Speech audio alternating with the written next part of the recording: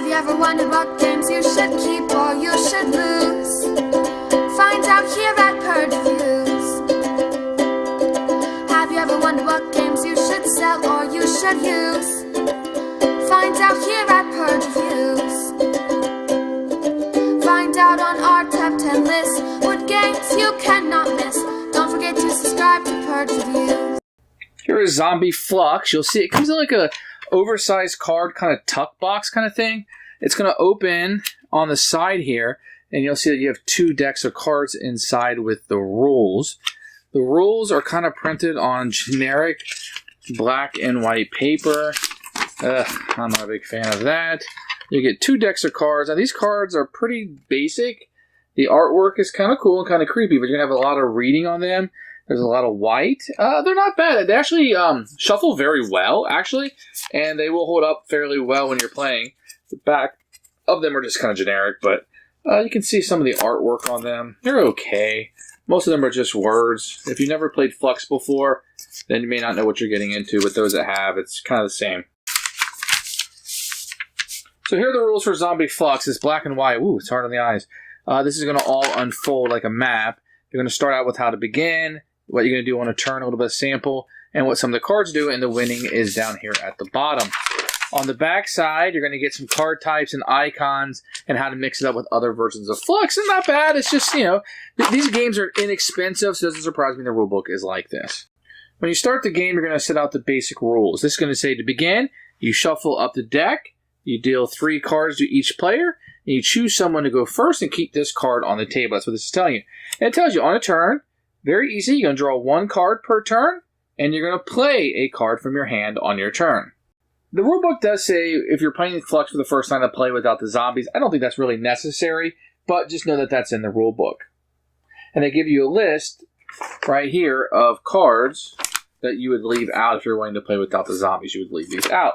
When you are ready to start the game, you'll play the basic rules out. It tells you exactly what you need to set the game. To begin, you shuffle this deck. You deal 3 cards to each of the players, and you choose someone to go first, and you keep this on the table. On your turn, you're going to draw a card, and you're going to play a card. So I drew this card. I now have 4 cards. Let's say I want to play this, and I would play this card. So this card says, goal. To play this card, place it face up in the center of the table. Discard previous goals, if any.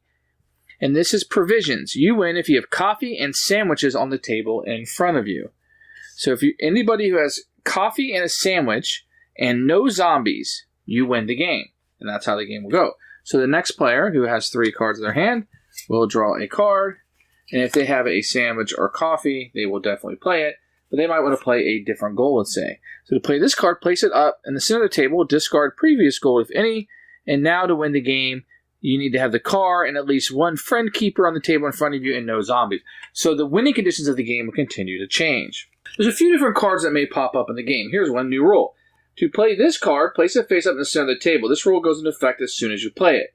If you have no cards in your hand at the start of your turn, draw a new hand of 3 cards before observing the current draw rule.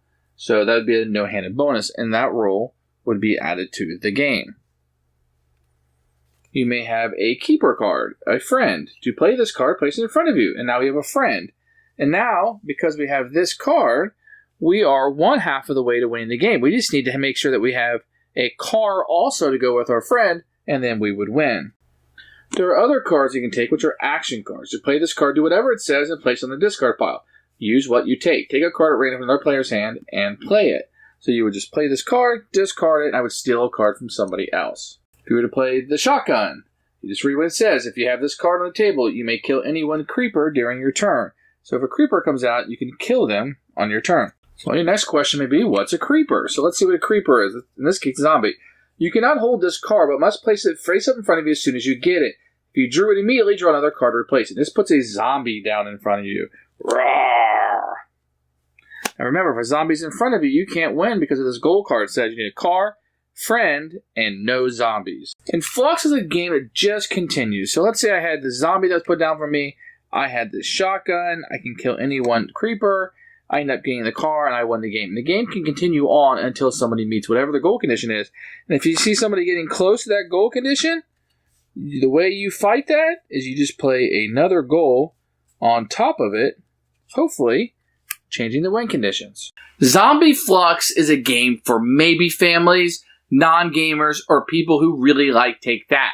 The thing about Zombie Fluxx is it could take 5 minutes, or it could literally take 5 days to play. That's the thing with Zombie Fluxx and Fluxx games in general.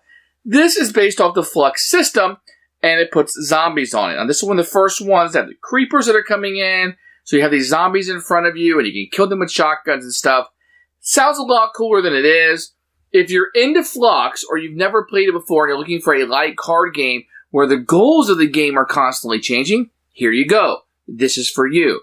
It's going to have a lot of Take That in that. So that means you're going to be playing cards, good cards on yourself and bad cards on other people. It's going to be ways to hurt those around you. And hurting the other players and going after those goals. And right when they're about to win, playing a card that completely changes the goal of the game. How you win the game is the fun.